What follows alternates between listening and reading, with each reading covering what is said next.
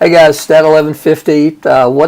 The purpose of this video is to practice more on confidence intervals. So we're going to run into two different types of confidence intervals, the mean and the proportion. So let's get at it. So the first question says, computers in some vehicles calculate various quantities related to performance. One of those is miles per gallon. So ultimately what we got here is we have miles per gallon on 10 vehicles, and we want to use that to generalize miles per gallon for all vehicles. Now, this is a little different in that we don't have the data summary. We actually have the data. So the very first thing we need to do to work this problem is get off the handout, go to StatCrunch, and type in our numbers. So I'm going to type in, I'm going to read them to you because it's going to be easier. 15.8, 13.6, 15.6, 19.1, 22.4, 15.6, 22.5. I should have chosen a smaller data set, but I didn't. 19.4 and 22.6. Now, when your grade's at stake, we need to inject an ounce of common sense here. We can make typos, so I want to go back and make sure all the numbers are typed correctly. Doesn't take that long. All right, so it looks like to me that mine are typed in correctly. So let's go back to the handout. Again, still learning here, guys. Still trying to get a feel about these confidence intervals for means and proportions. So the purpose of this problem is to construct a confidence interval to estimate the average miles per gallon for all vehicles. What type of interval should we use? Well, guys, this is called a t-test because we're estimating a mean.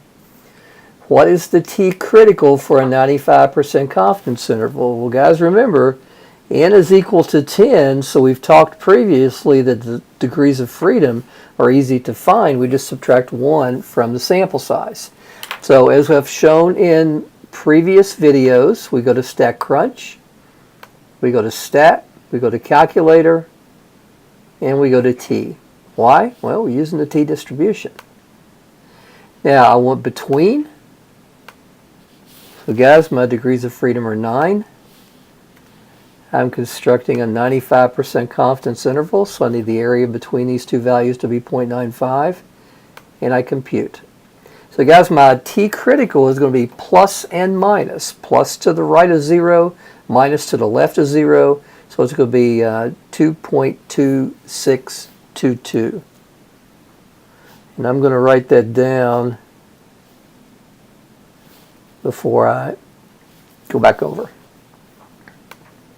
All right, so well, that may be the ugliest negative in the history of negatives. So plus or minus 2.2622. Now, this is the main reason I'm showing you this video and the way I'm doing this. The next one says construct a 95% confidence interval. Now, previously, what we've done is we've used the formula. But it doesn't say use the formula to construct a 95% confidence interval. It just says use whatever, I guess. Just construct a 95% confidence interval. So guys, I'm going to do it the easiest way. And the easiest way to construct a confidence interval is to use technology. So as we've seen before, we can go to Stat. We can come down to T-stats. We can go to one sample. But this time, previously we've had with summary because we've been given the mean and the standard deviation. But guys, now we have our data. So I'm going to click Data. I'm going to click the column in which the data we want to analyze is located. I want confidence level for mu to be 0.95. And I don't think there's anything else I need down here I want to compute. So guys, from the previous things that I've tried to teach you, we should know that we have tunnel vision on these last two values. The lower limit is 16.009. The upper limit is 20.751. So guys, I'm going to write that down. So the left limit of our 95% confidence interval is 16.009, and the right is 20.751. So you got to admit, it's much easier, and this is the interval that we just calculated and the one that I wrote down. You have to admit, when you've got the flexibility to calculate the confidence interval however you want, again, it kind of makes sense to do it the easiest way and not use the formula. So that's what I did there. Interpret the interval. So what we would say there is a 0.95 probability. This interval contains the mean miles per gallon for all cars.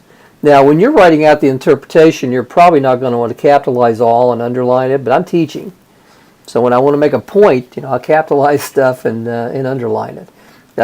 What I want you to know is this average that we got for these 10 cars is simply for these 10 cars. When we generalize that to a larger population, we have to use a confidence interval. So again, we're using the confidence interval with a 0.95 probability. Calculate the margin of error. Guys, again, this is an easy problem. Remember what I've told you, big number minus small number divided by 2. So let's use our calculator. And guys, you don't need a fancy calculator like this. You can get a $2.99 calculator from Walmart and take care of what we need here.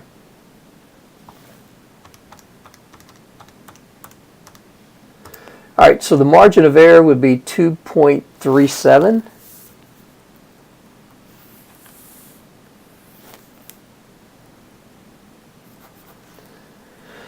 And let's go to the second page.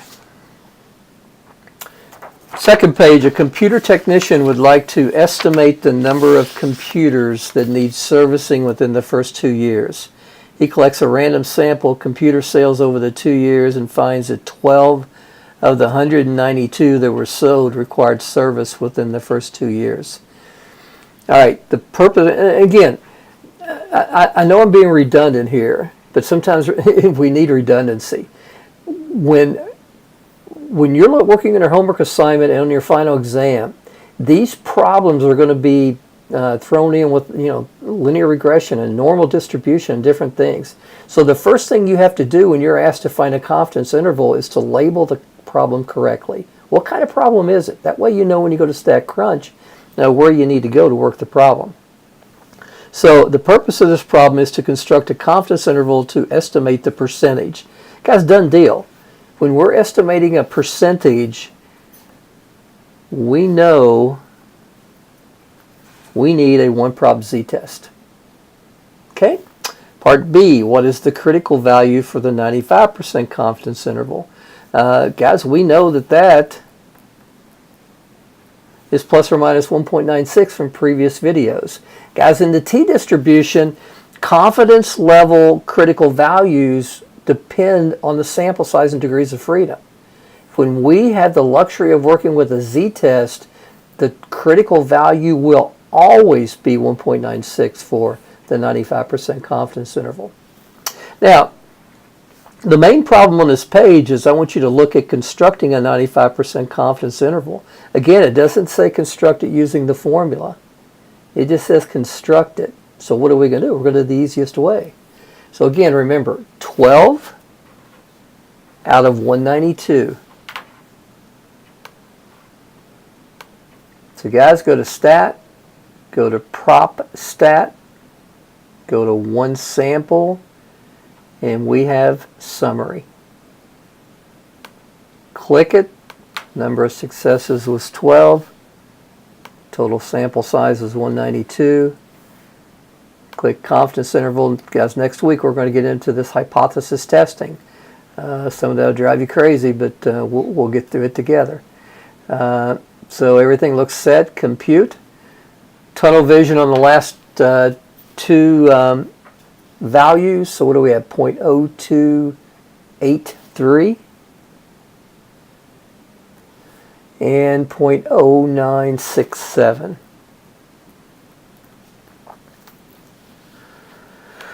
So, guys, again, I've talked to you about this before. We typically don't communicate in proportions. We communicate in percentages. I mean, you're going to sound pretty goofy if you go down to the local parts store and say, well, the proportion of my car that needs, but we don't speak like that. We speak about percentages. So let's put this in terms of percentages. So 2.83% to 9.67%. So this is more understood than proportions. Now, even with that said, if my math lab says enter as a proportion, then enter as a proportion are going to get it wrong. But typically we communicate with percentages. All right, interpret the interval. So again, there is a 0.95 probability. This interval contains the percentage of computers that need service within the first 2 years.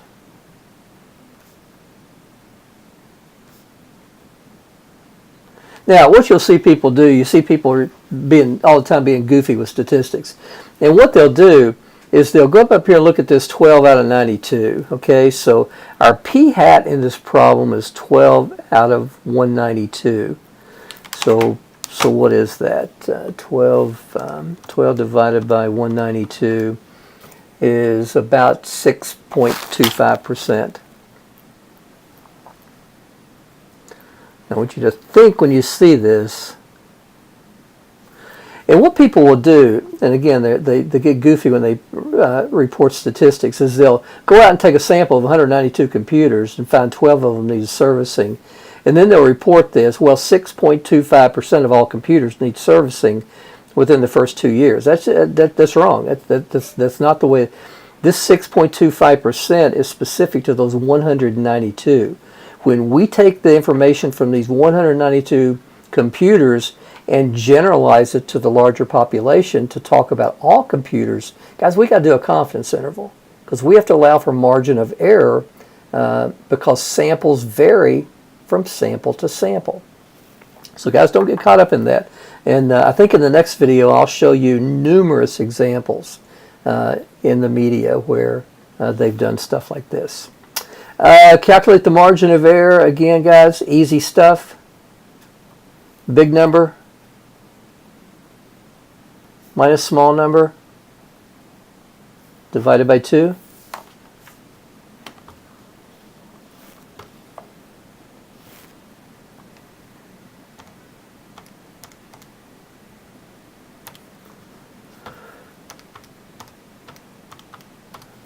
Guys, doesn't get much easier than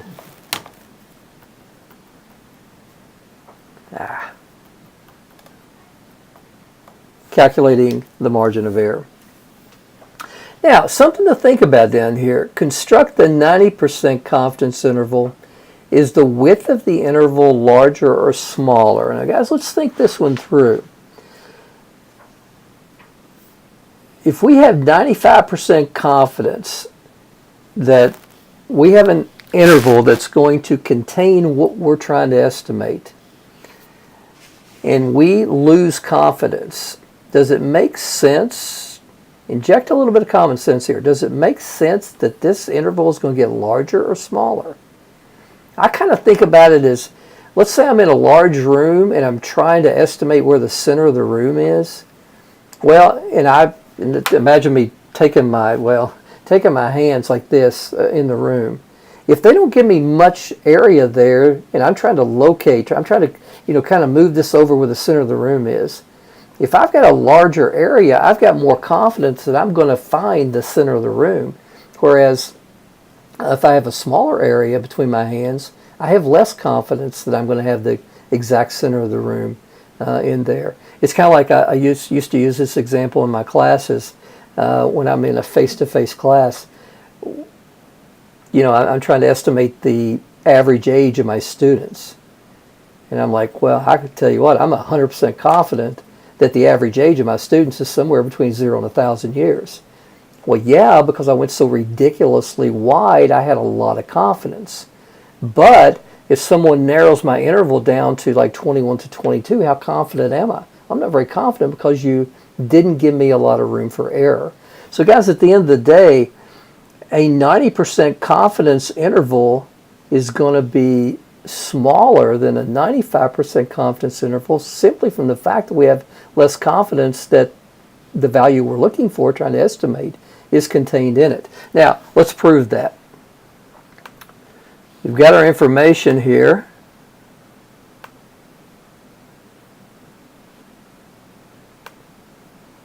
So again, what was it, 12 out of 192? But this time, instead of using 0.95, we'll use 0.90. And you'll see that the confidence interval that we had was, or what that we end up getting is 3.38% to 9.12%. So that can't be right.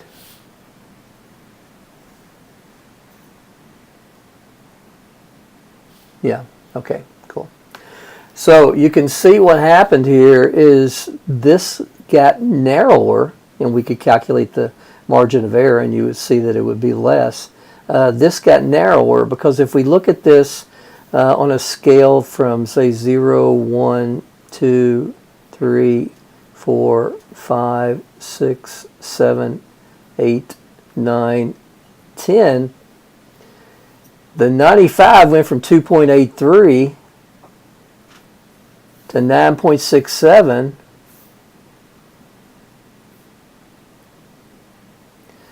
and the 90% went from 3.38 to 9.12. Was the 90%, wasn't it? It got narrower. And it goes now narrower not only from our calculation, but also from an intuitive perspective. All right, guys, final question. 79% of a random sample of 875 NCAA athletes completed their college degree successfully.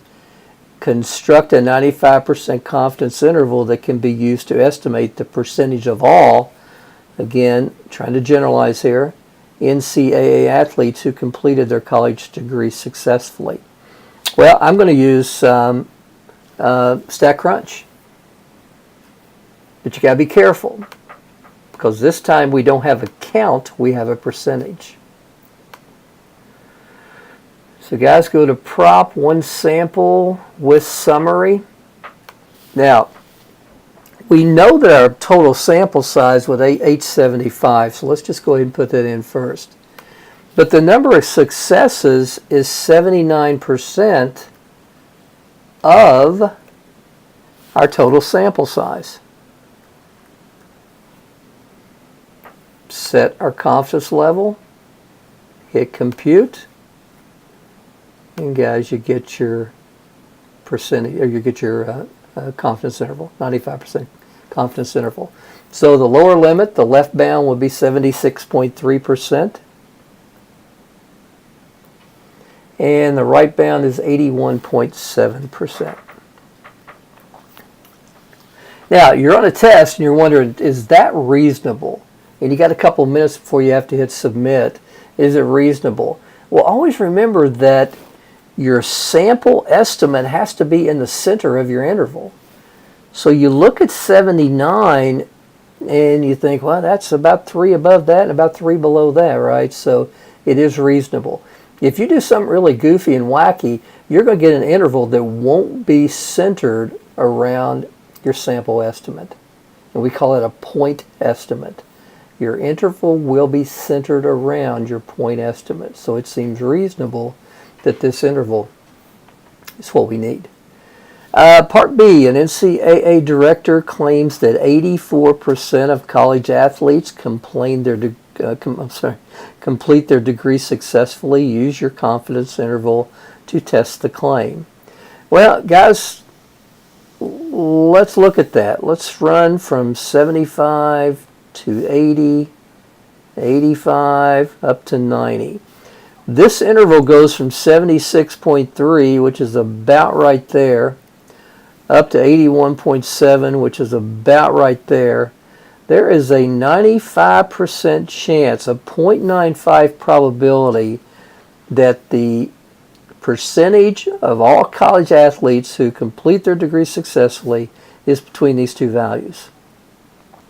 This NCAA director says that 84%, that's his claim, her claim. I don't even know the gender of it, the NCAA director, but that's his or her claim. Now, does it seem believable that we calculate an interval with a 0.95 probability of getting it right, and this person's claim is outside that? Does it seem more believable that this claim is wrong, or that we just happen to get a bad sample? Well, guys, really, at the end of the day, we don't know. But we're using this 0.95 probability to make a decision, and the claim of this NCAA director is outside our interval. So what do we say?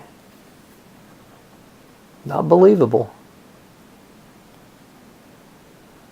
It looks like to me, based on our interval, because this claim is higher and outside the bounds of our confidence interval, that this NCAA director is making a claim that's too high.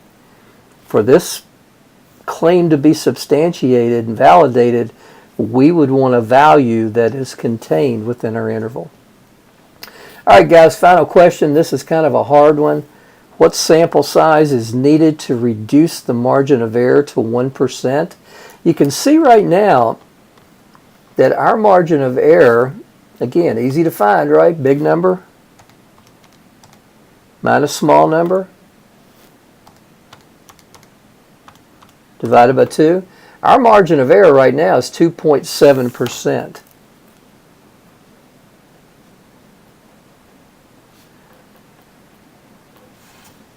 Well, we want to know what sample size is needed to reduce the margin of error to 1%. We know that the margin of error can be found by taking z critical times the square root of p hat times 1 minus p hat all over n. Ultimately, what we need to do is we need to put in all the information here and solve for n. So this is going to be kind of algebra intense. So let's do it. Margin of error that we need is 1%. So again, we're not going to work with percentages. We're going to work with the decimal.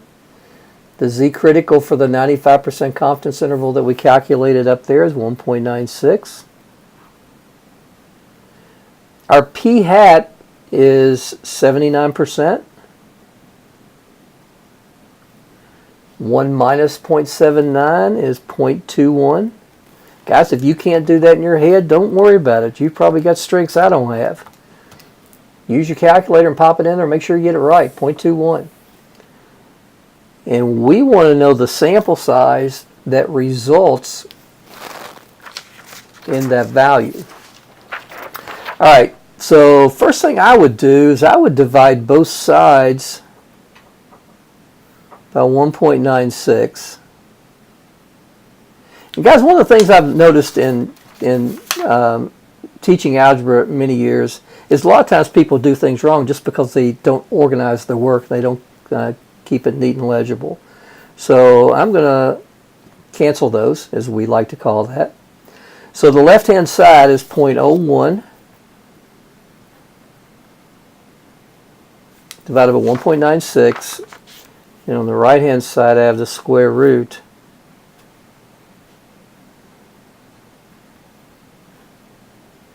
over n.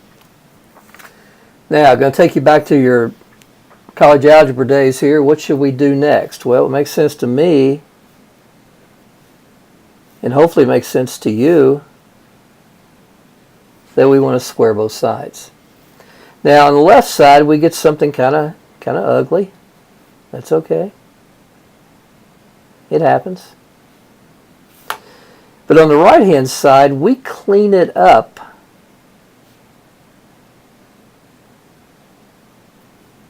a little bit. Now, let's show you a trick. There's something that we can do in working with fractions. It's really cool and really clever here. It's called switching. All right, now how do I want to do this? Okay, 5, 10, tenths. So if we have a fraction equal a fraction, it turns out that we can switch these values and not lose the inequality. So I can put the 10 up here. I can put the 1 down there, and I haven't violated the equality. Or maybe I don't want to switch that way. Maybe I want to switch here to here. So I'm going to put the 5 below the 1 and put the 2 above the 10. Still remains true. Guys must have an equal sign there. You can't just take 1/2 times 5/10 and start moving stuff around, switching stuff around. You must have a ratio. You must have an equal sign there. Now, that really helps us over here, because at the end of the day, this is just a big old fraction. It's stuff over 1. So what I can do is I can take the stuff on the numerator here and move it down here, take what's in the denominator and move it up there. That's exactly what I did here, right? I switched those. Took what was in the numerator, put in the denominator, put what was in the denominator, put in the numerator. So I'm going to put the n above the 1. And then I'm going to put the 0.79, 0.21. I'm going to put all of this stuff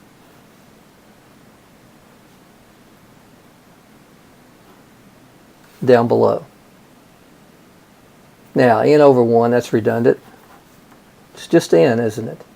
So I can find my sample size that results in a margin of error of 1% by taking 0.79 times 0.21 over this quantity. Now, back in the old days, you wouldn't want a complex fraction but today we got technology. We can handle stuff like that. So 0.79 times 0.21 divided by the quantity, 0.01 divided by 1.96 quantity squared. Get that where you can see it. Always round up when you're solving for n in statistics. So 6374 would be the sample size that you would need to create a margin of error of 1%. Now, you may be wondering, why in the world did you not simplify some things along the way? Why did you leave it in this big nasty mess? Well, guys, I wanted to create a formula for you. If you look at what we have here, granted, it's nasty.